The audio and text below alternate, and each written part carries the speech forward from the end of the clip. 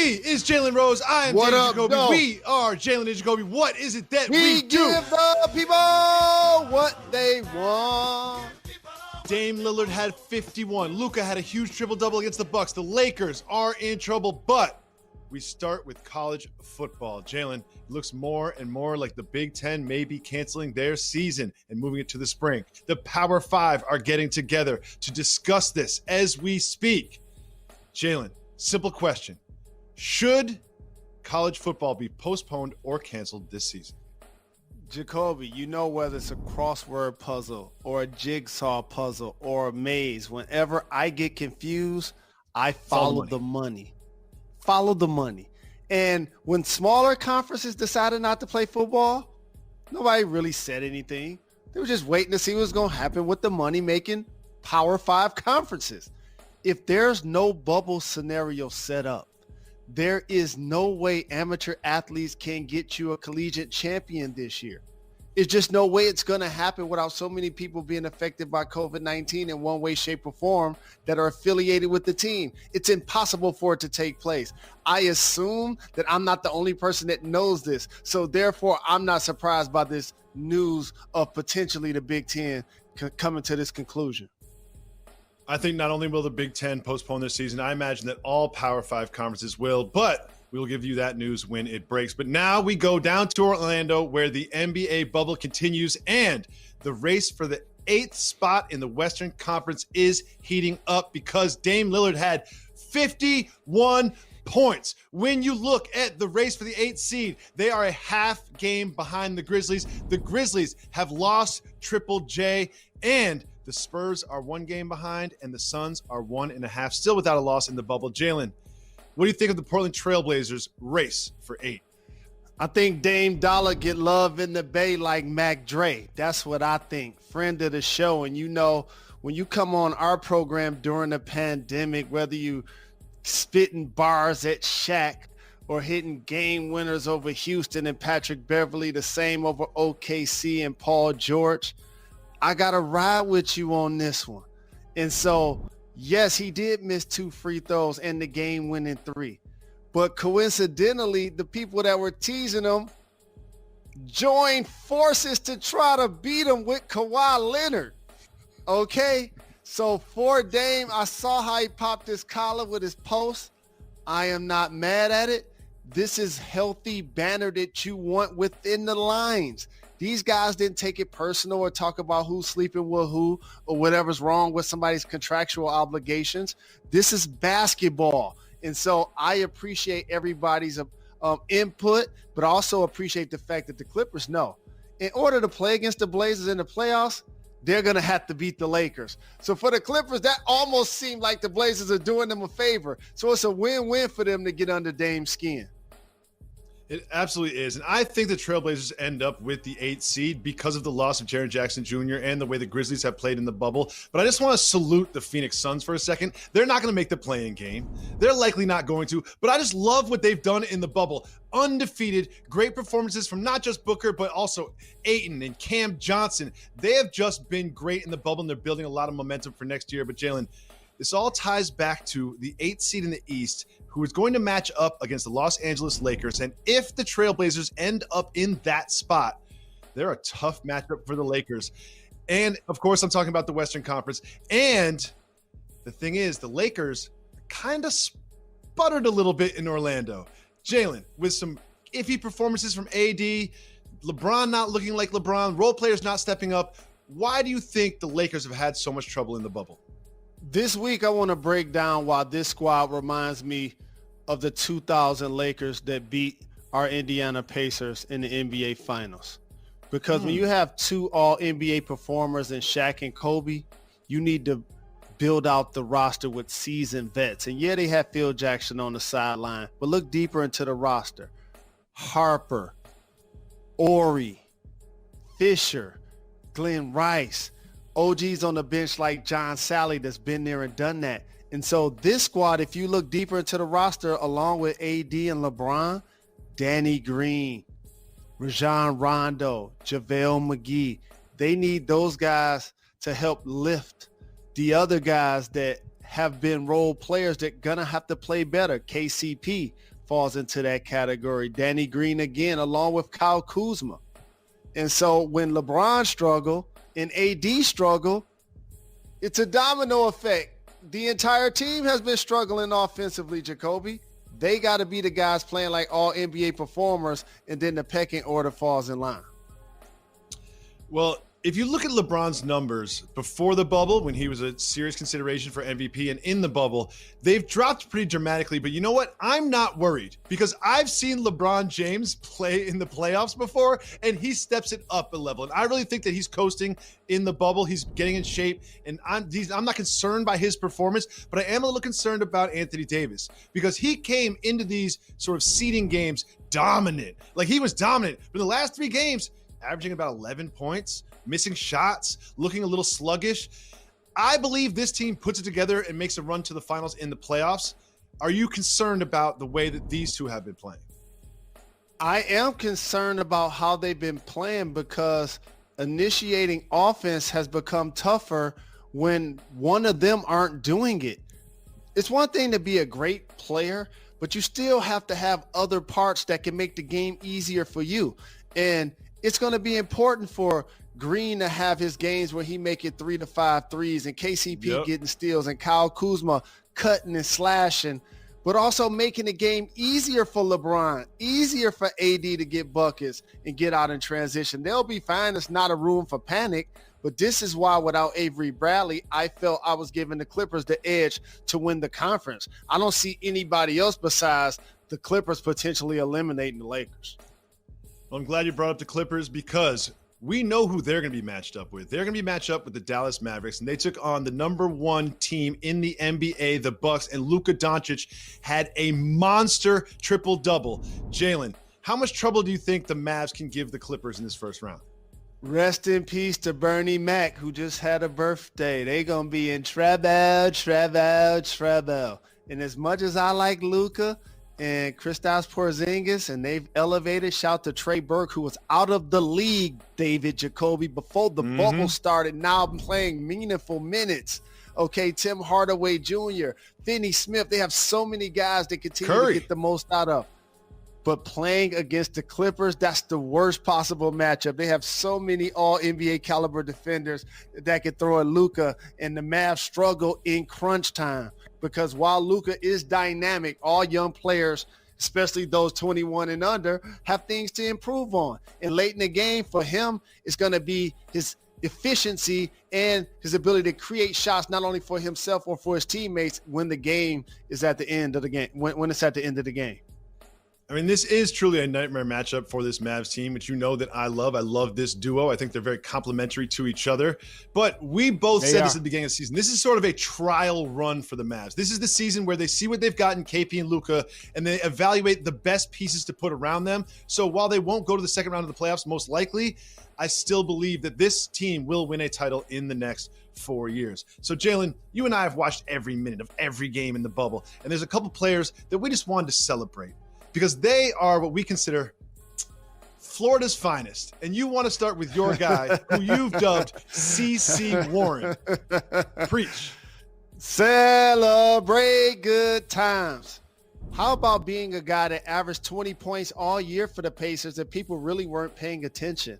Victor Oladipo's in and out of the lineup. Nate McMillan has an identity in Indianapolis on how each player is going to play. And for him, it was to get buckets. And all of a sudden, you get him into the bubble, and all of a sudden, he bursts, Jacoby. And he's putting up major numbers, getting big stats. And then you look back and say, how did he ended up with that squad?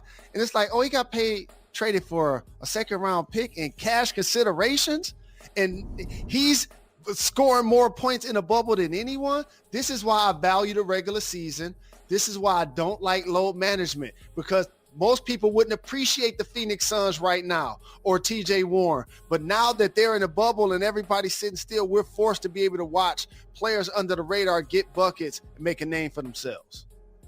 Another one of those is even more under the radar than CC Warren. Gentleman by the name of Gary Trent Jr. Gary Trent Jr., to the casual fan, you did not know his name because so much attention is paid to CJ and Dame. But when you look at what he's doing, 57% from three. When he shoots a three, it goes in almost every time. And not just that, he's not just a dead-eye three shooter. He plays great defense, which is going to be very important if the Blazers are really going to give the Lakers tough time in that first round. And let's not sleep on the playing games. If they end up in the 9th seed, they're going to need, contributions from Trent Jr. and Nurkic and Collins, because they're going to have to beat the Grizzlies twice, which is why I think it's so important that they get the 8th seed instead of the 9th seed, because beating any team twice in a row is difficult, especially a team helmed by John Moran. Now, Jalen, we've spent so much time off wax and on wax discussing the bubble and discussing the season and the title contenders. And, you've got the Clippers and I've got the Lakers. But I just took a step back and I said to myself, you know what? While I think the Lakers will win, I wouldn't be surprised if one of any of these 8 teams wins the championship. So I've got a list of 8 teams, my elite 8 teams. If one of these teams won the championship, I would not be surprised. When you look at these, I'm telling you, this is how I really feel. If one of these teams, even the Heat, if they won, I would not be surprised. So you look at those 8 teams and you tell me which ones of those teams would surprise you if they won the championship. I'm listening. David, 3 of those teams went to training camp at the beginning of this season and said it's going to be championship or bust. 2 of them play in Los Angeles. 1 of them plays in Milwaukee. Everybody else can have some sort of successful season without winning a championship. If the Houston Rockets or the Denver Nuggets make it to the finals, that's going to be a successful season. The Toronto Raptors are the defending champions. Making it to the finals not answering my without question. Kawhi Leonard, that will be a magnificent season. Same for the Miami Heat if they're able to make it to the finals, and the Celtics. So I understand where you're coming from, but for me, this is one of the Los Angeles teams or the Bucks to lose. So I'm not predicting who's going to win. My simple question to you is this, is which one of those 8 teams would you be shocked? Would you be surprised? You can't see it happening. I would be most surprised out of those 8 teams if my Denver Nuggets won it, because they have a young bunch and they have so much depth, but they're still initiating offense through their center. And we have to see if that could be the kind of team in today's game with a pace and space that could really win a championship. Well, they've got Murray back. They can make a run. We saw him last year make a run in the playoffs. We'll see if it happens this year. Jalen, Zion officially eliminated. Sixers in trouble, and much more. We'll get to that right after this. Stay tuned. You're watching Jalen. Welcome back to Jalen and Jacoby. It is time for the segment where Jalen decides what we discuss. It's time for Keep It Moving. Peace to Half If Moon you want Caesar. to discuss the topics, you say hit the brakes. If not, we keep it moving. Jalen, the Pelicans have officially been eliminated from the playoffs. Keep moving or hit the brakes. The Pelicans don't really fly, but hit the brakes. We'll hit the brakes. Jalen, the Pelicans have been eliminated from the playoffs. Zion didn't look like himself. What do you think they should do with Zion moving forward? As many minutes as humanly possible. He's going to have some months off. You've load managed him this entire year. He's also dealt with some injuries, so therefore you need to take care of him. But if he can go, put him out there. Let him get some meaningful experience in this bubble. Yes, unfortunate that they didn't make the playoffs, and I feel bad that J.J. Redick balled and his streak is going to end. But they have to think about the future, and that revolves around Zion Williamson's development. When the next season starts, I don't want Zion to look like a stretch mark 4. I do not want Zion to look like a stretch mark 4. He looked like a stretch mark 4 all season long, and come next December or January, whenever they start the season, I want him to be a 4, not a stretch mark 4. I think that's what's best for him in his career moving forward. We have some really bad news for Philadelphia and the Sixers. Keep moving or hit the brakes. Hit the brakes. Ben Simmons has left the bubble because he's going to get surgery. Likely will not return. Joel Embiid twisted his ankle on the stanchion. Doesn't look to be too serious. Jalen, how bad is this for the Sixers? You can't control injuries, in particular to great players, but both of those guys having a history of injury together and plus occupying the same space on the floor when they're both dominant around the hoop. I just always felt, while terrific individually, they're both so really good that they could almost go somewhere else where a team can build around their strengths and weaknesses. So therefore, since they're under contract a couple of more years, along with Tobias Harris and Al Horford, Jacoby, this is your squad. So you have to consider all things on the table. You ain't trying to just give up on a young superstar, but you got to pick up the phone and see if you could get what OKC got for Paul George or something like that. Otherwise, I believe that they're going to change the coach. And so now you keep your core four. Now you're going to change the coach this offseason. That guy's going to come in and see if he can get them somewhere that Brett Brown was not going to be able to get them to. That's what's going to happen in their situation. I don't believe the core four and the coach come back next year and complete the next season when they failed to meet expectations these last couple of years. I mean, bubble or not, this was the make it or break it year for this group of Sixers, including Brett Brown. If they go deep into the playoffs and show they can really championship contend next year, then they keep them together. If they get bounced in the first or second round and it just looks wrong and the chemistry's off and the geometry of the floor is off, then you remix it moving forward. But with Ben Simmons out, it kind of gives them an excuse. It kind of gives them a little like escape hatch. Oh, well, Ben Simmons wasn't there. Let's try it again next year. And that's my concern because I do think that this team needs change. And somebody tells me Brett Brown will not be the head coach next season. Moving on, we have another dust up, including the Astros in MLB. Keep it moving or hit the brakes. This going to keep happening all season because they only got a slap on the wrist by Major League Baseball for cheating and winning the championship. So keep it moving on the Astros. We keep it moving. We keep it moving. The Houston Rockets have eliminated the Sacramento Kings from playoff contention. Keep it moving or hit the brakes. De'Aaron Fox might be the fastest person in the league with the ball. Watch out for him in the future. Keep it moving. We keep it moving. We keep it moving.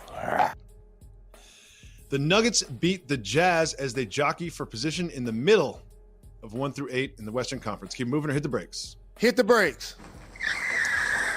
It was a great game back and forth between Donovan Mitchell and the Joker, the stretch mark 5. Jokovic. Jalen, if you are in the middle of the pack in the Western Conference, do you try to position yourself to play the Jazz? How's this work? The bottom line is you don't want to play the Nuggets if you're not one of the Los Angeles teams. And I was looking at the box score all season, Jacoby, and one name kept jumping out to me, Michael Porter Jr.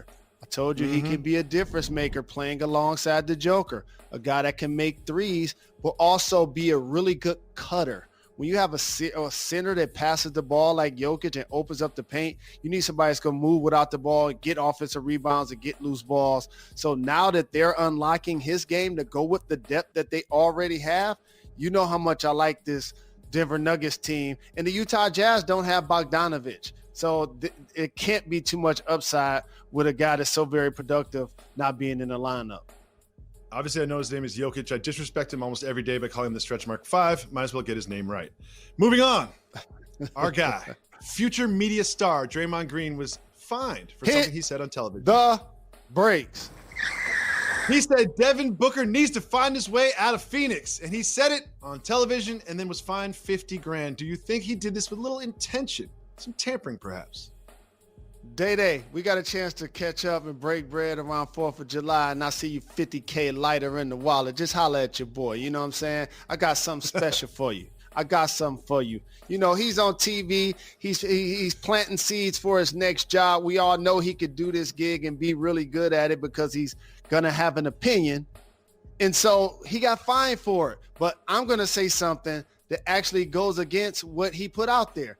Devin Booker really won't fit with that squad. Yeah, he's a terrific player and great players travel, but I want to see Devin Booker being a combination of Steph and Klay on the Suns, not being a guy that's now having to get shots after Steph, having to get shots after Klay. I feel like he's the kind of scorer that deserves to be the primary ball handler and getting buckets for his franchise, and Phoenix is the spot to make that happen. Well, I'm not sure that Draymond meant for him to go to Golden State, but he definitely meant for him to go somewhere. Jalen, Kevin Durant put something on social media that you will not believe when you see it. I love it so much. You got to come back to see that. Jalen Jacoby, stick around.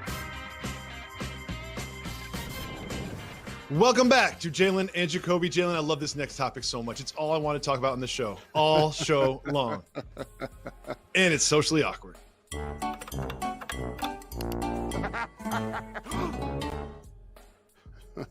Kevin Durant famously had a burner account. Ever since then, he's been very transparent with all of his social media activity, responding to fans right and left. And the latest is this. Starts with a gentleman named Z, the creator, who says, "Why are you such a weirdo? You're too wealthy for this. You really followed my girl, and that's why you got blocked." And then he said, "My bad. I accidentally pressed follow and liked all her pics. My phone tripping." Jalen, I love this so much. I also have a little story to tell, Jalen. Every once in a while, I'm on Instagram. And sometimes I look at some Instagram models, and every single one that I look at, it says, "Followed by Easy Money Sniper." He is so out here in the social media streets, following all the thotties, liking everyone's picture. I love it so much. Kevin Durant, I salute you for not having a burner account and for doing everything out on Front Street. Jalen, what do you think about him commenting and following on other people's ladies? Oh, it's a lot of ways to go with this. So first and foremost, I never liked you got more followers, I'm going to bully you and follow your girlfriend or your wife or your significant other. That's whack or lame to me. I will say this for the person whose girlfriend that got followed. It's inherent in our society. The first thing he said was call him a weirdo. And then he said, "You too wealthy for this." When as men and people, we got to stop thinking that the only reason why somebody's able to get with a woman is because they got money. But with that being said, how about the fact that, as you agree, KD is out on Front Street and it is funny to follow his accounts, but you can't be doing old boy like that. Iceberg. You know what I always say? Slim shoe trades from the suburbs. You can be mean if you're funny, and I accidentally followed her and liked all her pictures. My phone tripping is that hilarious, is funny. Taylor. I think that is My absolutely phone hilarious. And while I don't want Katie to follow my wife, if that was his response, I would laugh it up. I would laugh it up. You're a hypocrite. We'll be back tomorrow See, on ESPN you're a at hypocrite. 4 o'clock. Make sure you stay tuned. We'll be back tomorrow.